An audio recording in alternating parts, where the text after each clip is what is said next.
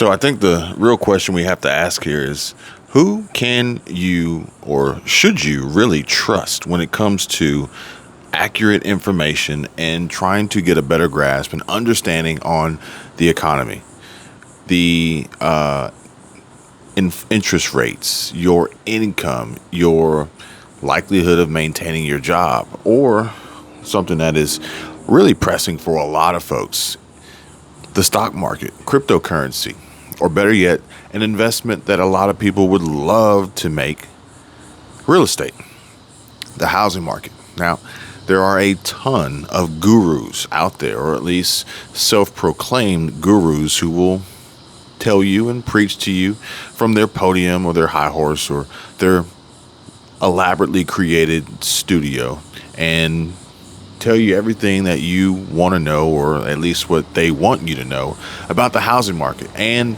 ultimately just how bad it is, how much worse it's going to get, and get ready, prepare, because the housing market crash is here, or it's coming, or it's already been here, but it's still happening, or we're crashing, or we will crash again soon. Yeah. Here's the deal, folks. We are now crashing in reverse. We are crashing in an upward direction. The reverse housing market crash is now here. Yes. Funny how we can use and continuously reuse and manipulate these trending keywords that stimulate and trigger the algorithm to get people to pay attention to you, even though it makes absolutely no sense whatsoever. Yes, a reverse crash. And this reverse crash is ultimately a byproduct of a culmination of everything that has been happening so far, on top of higher interest rates, which I'm pretty sure I could go back in history and find the previous videos that I've uploaded on this channel to let you guys know that ultimately what the Fed was doing was not necessarily going to solve the problem. Granted, Jerome Powell stood in front of cameras and an audience of folks anxiously awaiting to hear his speculation on his strategy and his strategic maneuver and planning to hold hard and fast in destroying the lives of millions of Americans, as he specifically said that he is going to raise interest rates to cut jobs and soften balance sheets and weaken the economy until inflation got under control. But it's not just that easy, and it's not just that simple, and quite possibly the biggest problem of it all is that he was probably making most of his choices and decisions based on outdated numbers, inaccurate data, and without actually consulting the people who probably had a better grasp on the economy and ultimately reality than he ever has or will have. But who do you trust? Now, I'm not sitting here asking you to trust me. By all means, no, don't do that. I'm just a guy sitting here recording a YouTube video at night with my sunglasses on, sitting on the porch or the balcony of my apartment. What do I know? Absolutely nothing. However, I will say this. I will trust the data. I will trust the facts. I will trust reality and the truth. And the truth of the matter is that, yes, we are in a really, really strange and unique situation in real estate with the housing market and this potential crash. And granted, here in Florida, we have added complexity when you add in all the factors that are fighting against us when it comes to the housing market and real estate, particularly the main one being homeowners insurance, Farmers, State Farm, Citizens, Allstate. It doesn't matter. Farm Bureau, they're all the same. Add on top of that adverse weather, whether it is acts of God or potentially weaponized and man-made, climate change, manipulation, earthquake making machines, tornado producers, hurricane, typhoons, tsunamis, or just a somehow crazy influx and increase in shark activity or bears in the water. But at the end of the day, the numbers don't lie, and the market is always right. Now, interestingly enough, earlier today I was watching a HGTV show on house hunters, And there was a young couple who was actually looking to purchase a home, their first home, in Tampa. And it was on an island in Tampa near a hospital. I don't remember exactly where, but it was an island in Tampa, Florida, near a hospital. And the young man was wildly concerned about the dangers and threats of hurricanes, while the female was really just kind of like blinded by the lights, basically. He said that their budget was $800,000. She said, I think we should spend $1 million. And that's where things kind of took a different direction for me, because that's it, folks. That's the facts. These are the true numbers. This is the data.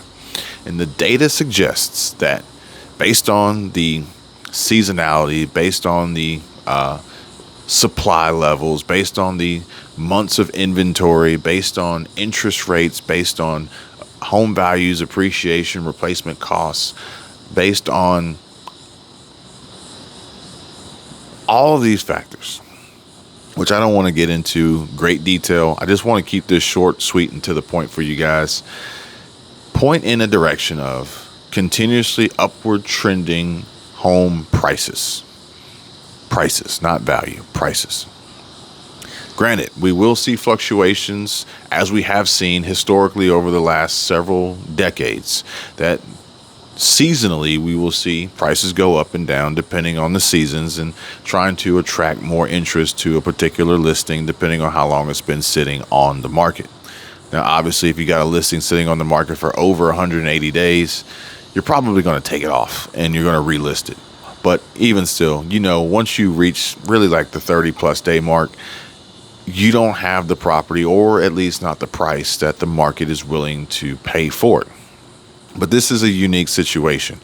And that unique situation also ties into the fact that people just can't afford to buy the home, or the seller can't afford to buy their next home, or a combination of all of these factors that are ultimately creating some sort of a Mexican standoff, really, in the housing market, which is causing home prices to continuously go up and buyers to continuously disappear and or be disappointed. Now, granted, this is not conducive or inclusive of everybody in every hyperlocal market, but from a generality's sake of conversation, this is pretty much what's happening.